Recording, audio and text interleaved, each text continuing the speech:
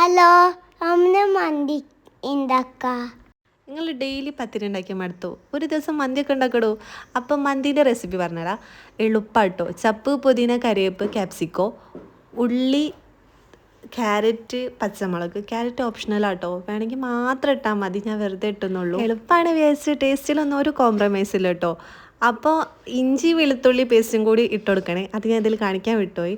പിന്നെ ചിക്കൻ്റെ piece മന്തീൻ്റെ size cut ചെയ്യാം, പക്ഷേ ഞാൻ ചെറിയ സൈസാട്ടോ ഇവിടെ കട്ട് ചെയ്തത്. പിന്നെ മാഗി ക്യൂബാണ് വേണ്ടത്. മാഗി ക്യൂബ് എടുക്കുമ്പോൾ പിന്നെ നമ്മൾ ഉപ്പിടുന്ന സമയത്ത് ഒന്ന് ശ്രദ്ധിക്കണം, കാരണം ഓൾറെഡി ഇതിൽ സോൾട്ട് ഉള്ളതുകൊണ്ട് തന്നെ കൂടി പോവാതെ ശ്രദ്ധിക്കാം കേട്ടോ. പിന്നെ നിങ്ങളുടെ കയ്യിലുള്ള സ്പൈസസ് ഉണ്ടാവില്ലേ, പട്ട, പൂവ്, ജീരകം, ഇതൊക്കെ ഒന്ന് ക്രഷ് ചെയ്തിട്ട് ഇട്ട് കൊടുക്കുക.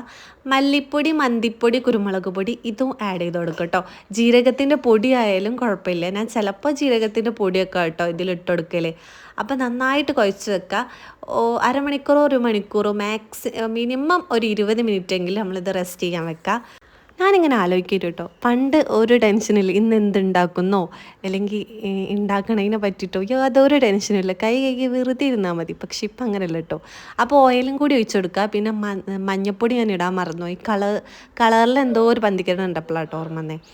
അപ്പോൾ എന്താ പറയുക, ഇത് ചെറിയ തീയിൽ വെച്ചിട്ട് വേവിച്ചെടുക്കുക കേട്ടോ. അപ്പോൾ ചെറിയ തീയിൽ നന്നായിട്ട് വേവിച്ചെടുക്കുക. പിന്നെ നമ്മൾ റൈസിൻ്റെ കാര്യം നോക്കട്ടോ. റൈസ് ഇതേപോലെ ഒരു 20 മിനിറ്റ് ആയാലും മതി, കുറച്ച് വെള്ളത്തിൽ പുതിർത്തി വെക്കുക, അതിനുശേഷം വേവിക്കട്ടോ. അപ്പോൾ ചിക്കനൊക്കെ ഇതാ നല്ല വെന്തായിന്ന് വെള്ളമൊക്കെ വരുന്നുണ്ട്. ഇപ്പോൾ റൈസിൽ കുറച്ച് ഓയിലും സോൾട്ടൊക്കെ ഇട്ടിട്ട് വേവിക്കാൻ വെക്കാം. പിന്നെ കുറച്ച് വിനാഗിരിയും കൂടി ഒഴിച്ചെടുക്കട്ടോ നമ്മൾ ചിക്കനിൽ. അപ്പോൾ കണ്ടില്ലേ, നന്നായിട്ട് വെള്ളം വന്നുകൊണ്ടിരിക്കുന്നുണ്ട്. ആ സമയം കൊണ്ട് നമുക്കിതിൻ്റെ എന്താ പറയുക, മന്തീൻ്റെ കൂടെ കഴിക്കാൻ പറ്റിയൊരു സോസ് ഉണ്ടാക്കാം, എന്താ പറയുക, ചട്നി പോലെ. അപ്പോൾ അതിലേക്ക് തക്കാളി, ഉള്ളി, പച്ചമുളക്, ചപ്പ്, പിന്നെ ഒരു സംഭവം കൂടി ഞാൻ മറന്നു കേട്ടോ, വെളുത്തുള്ളിയും കൂടി ആഡ് ചെയ്ത് കൊടുക്കുക. എന്നിട്ട് ഉപ്പിട്ടിട്ട് നന്നായിട്ട് അടിച്ചെടുക്കുക. അപ്പോൾ ഈ ഒരു രൂപത്തിലായിട്ട് ഉണ്ടാവാം. ഇത് മന്തിൻ്റെ കൂടെ കഴിക്കാൻ നല്ല ടേസ്റ്റാണ്. അപ്പോൾ ഈ മന്തി ഉണ്ടാക്കുന്ന സമയത്ത് ഇതും കൂടി ഉണ്ടാക്കട്ടോ. അപ്പോൾ നമ്മളെ മന്തിൻ്റെ ഏകദേശം പരിപാടി കഴിഞ്ഞിട്ടോ. ഇനിയിപ്പോൾ മന്തി മസാലേൻ്റെ മേലെ റൈസ് ഇട്ടിട്ട് ഒരു ദമ്മ് പോലെ ഇട്ട് ചാർക്കോൾ വെച്ച് അത്രേ ഉള്ളൂ കേട്ടോ. അപ്പോൾ നമ്മളെ മന്തി ഇത്രയേ ഉള്ളൂ, സിമ്പിളാട്ടോ. അപ്പോൾ റൈസ് ഇട്ട് കൊടുക്കുക.